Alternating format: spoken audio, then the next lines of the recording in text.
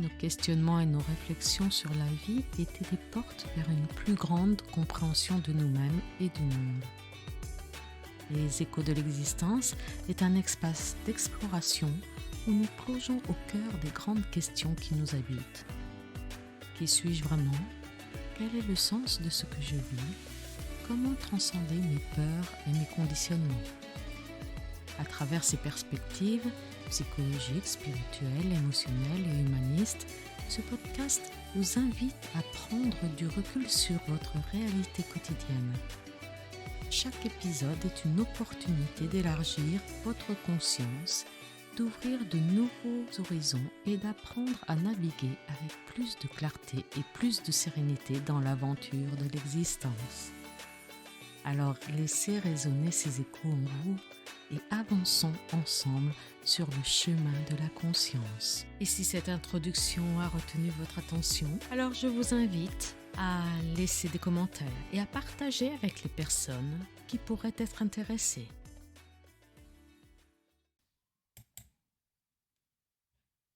Aujourd'hui, je voulais vous parler d'un sujet un petit peu ardu. Un sujet qui pose question régulièrement et qui divise beaucoup d'entre nous, qui dérange parfois, parce que ça touche à beaucoup de croyances profondes sur l'amour de soi, l'amour des autres et de nous-mêmes. Il s'agit de l'amour inconditionnel. Est-ce un mythe ou une réalité ? Est-ce que cette réalité est accessible à l'être humain ? Ou bien est-ce une histoire que l'on se raconte, une utopie que l'on aimerait toucher du bout des doigts ?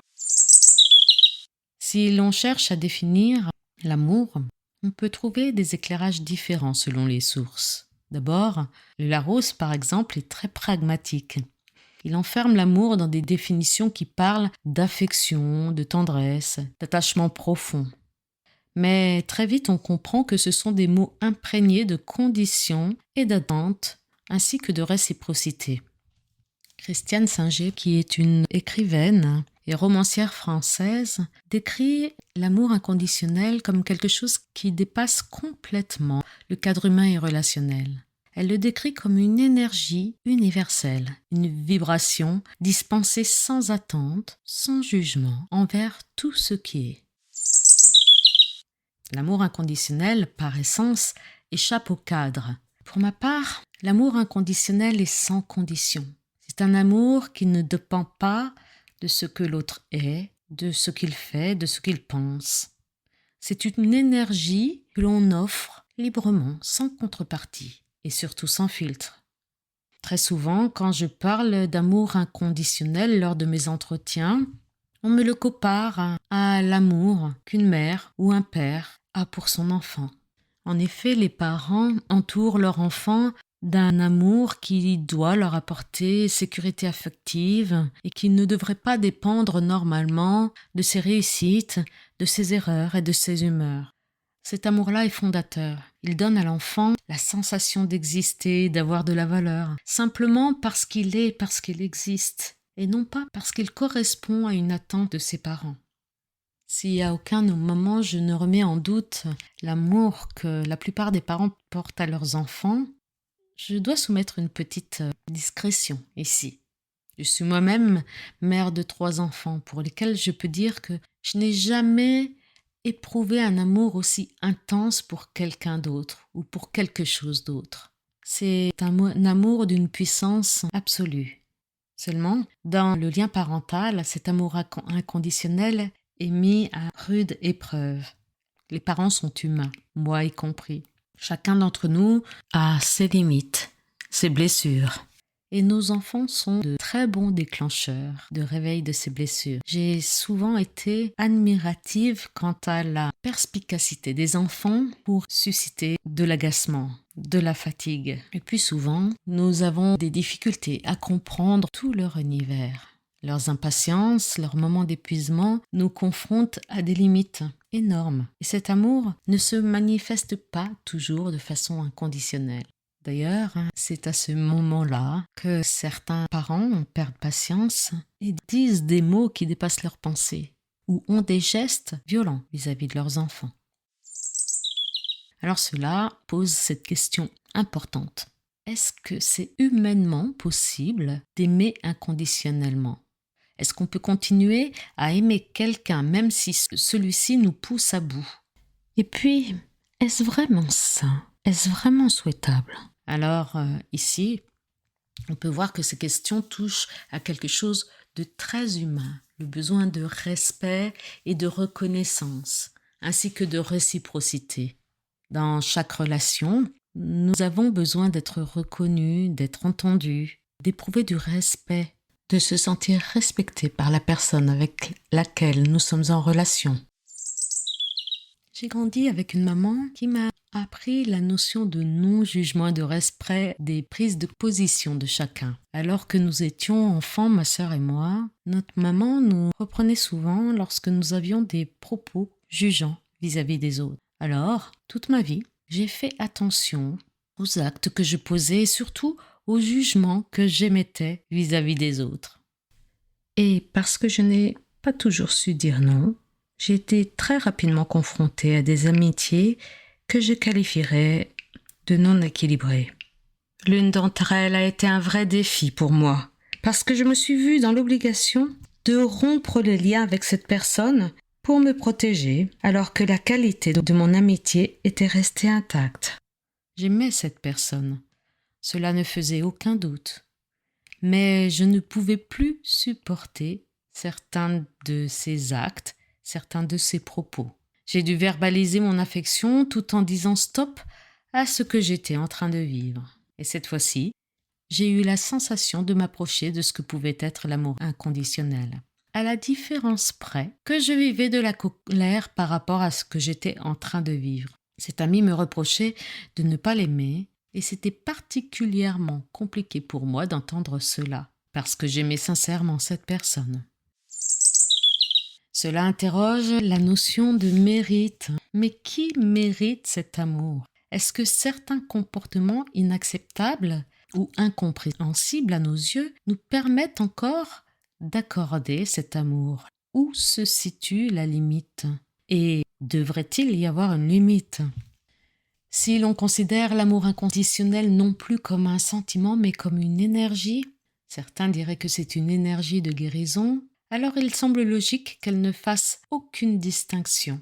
C'est un amour qui aime simplement, inlassablement, parce que c'est dans sa nature d'aimer. Mais dans la pratique, dans nos vies concrètes, que faisons-nous de ce principe? Jusqu'où pouvons-nous aller nous perdre nous-mêmes? Et là, il faut bien dire que ça parle de la notion de limite.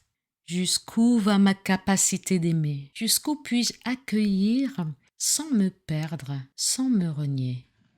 Pour reprendre l'exemple de cet ami dont je vous ai parlé, qu'est-ce que ça signifie de rester dans cette relation qui nous blesse sous prétexte d'une forme d'amour supérieur? Peut-on se dire que cet amour peut continuer à exister même si l'on s'est mis en retrait, dans le respect de soi, tout en continuant à honorer l'humanité de l'autre, tout en continuant de voir sa beauté, tout ce qu'elle a de sincère, de généreux en elle? Dans ma position de thérapeute, par exemple, cette question est constante. Je reçois régulièrement des personnes en grande difficulté. De mon point de vue, la guérison, qu'elle soit physique ou psychologique, ne peut intervenir que dans un climat de confiance et donc dans une énergie qui s'approche le plus possible de l'amour inconditionnel. Mais malgré tout, il est parfois difficile d'adopter cette posture.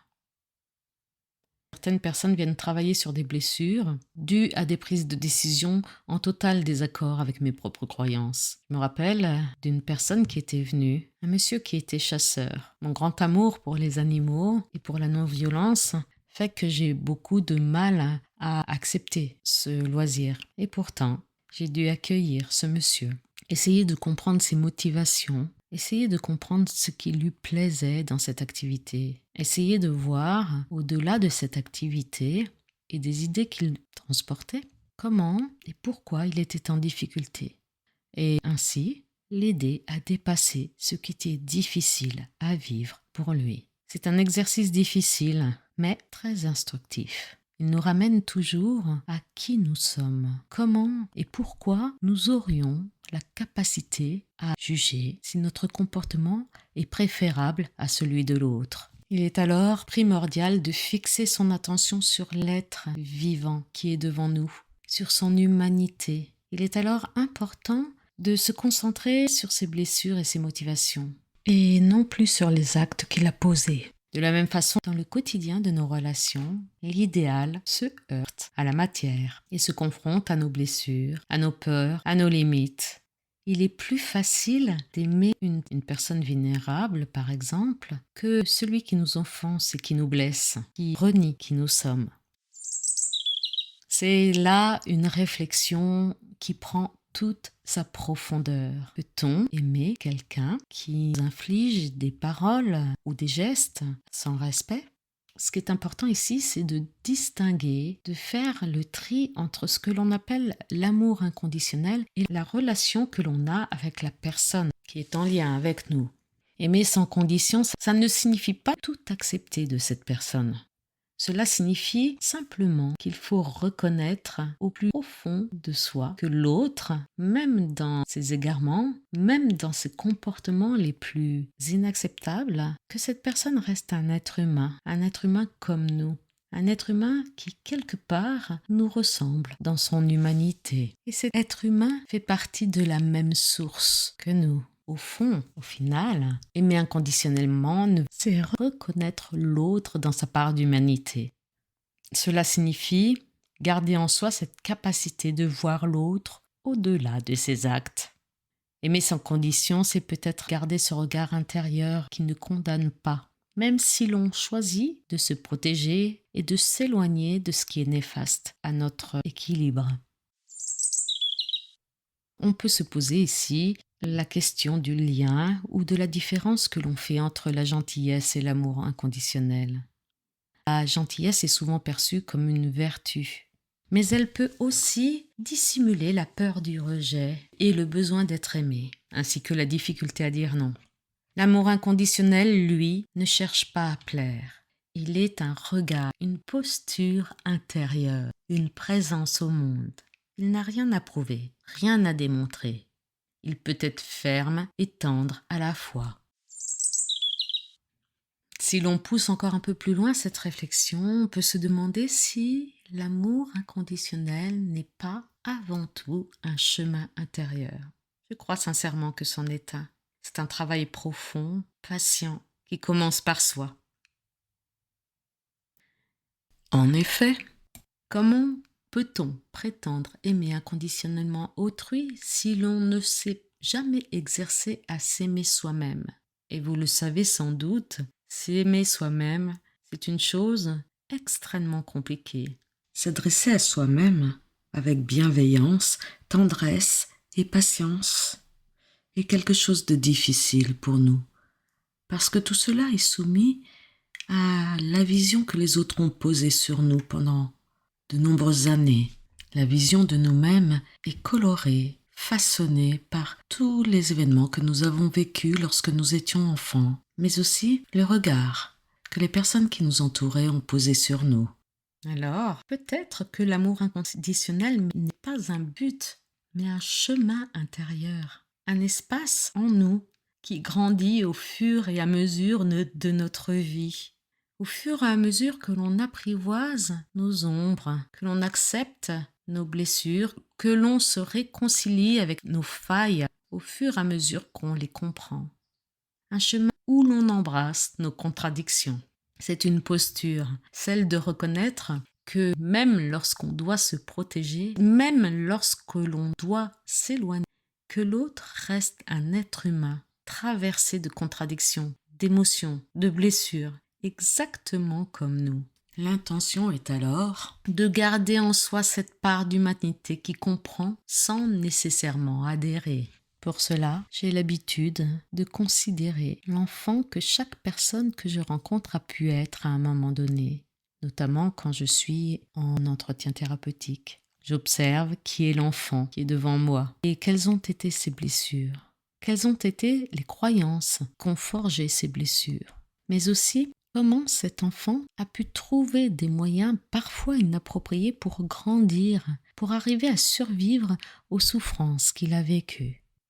C'est ainsi que je peux comprendre les actes que peuvent poser certaines personnes sans nécessairement adhérer à ces mêmes actes. L'amour inconditionnel, c'est accepter que l'amour ne soit pas toujours dans la relation. L'amour est différent de la relation. Il n'est pas forcément conjoint. On peut aimer sans pour autant maintenir un lien, parce que l'on reconnaît que cet amour n'est pas conditionné par ce que l'autre donne.